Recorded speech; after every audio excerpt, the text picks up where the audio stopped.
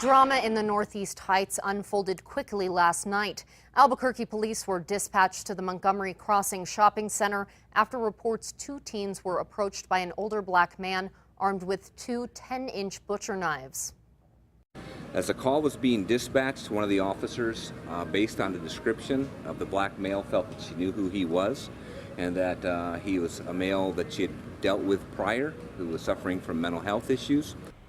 The call came in at 7:39. The chief said shots were fired at 7:43. In those 4 minutes, officers arrived at the mall and talked to a security guard. They found out the suspect was gone. He'd moved north and was now at the Circle K closer to McLeod on San Mateo. If you're familiar with the area, that Circle K is right across from the Putt-Putt, where employees heard the shots that came shortly after.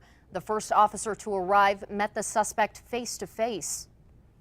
We have witnesses who state that the male subject lunged at the officer and the officer began to retreat from the male. The male continued to advance on the officer, lunging at him with the knife. When the second officer arrived on scene, as the male continued to aggressively go after the male officer, that second officer, who's a female officer, discharged her firearm multiple times.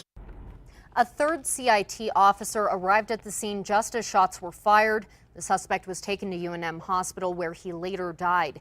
APD says they're trying to identify him.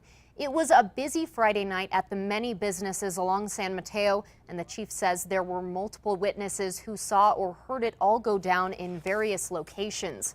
Now the witnesses they really need to talk to are the two teenagers who were initially accosted by the man. Those boys are asked to call 242 cops so they can be interviewed about this case. No word yet on whether the teens have been found. About 11:30, Chief Schultz tweeted, saying, quote, "All officers involved in tonight's officer-involved shooting are okay after close call with man armed with a knife."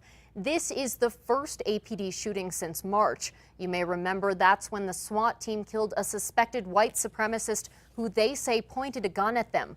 41-year-old suspect Parrish Dennison was near Louisiana and Manal after running from police. He took off after one of his alleged accomplices tried to sell some stolen items to a local music store. Police finally caught up with Dennison's suspected accomplice in that case. Michael Betts allegedly tried to break into an ATM on East Central late last month using a drill and saw, then trying to yank it open by hooking it up to his van. He lost his bumper and took off. Cops caught him after he crashed through a fence at a nearby home. That's when they linked him to Dennison.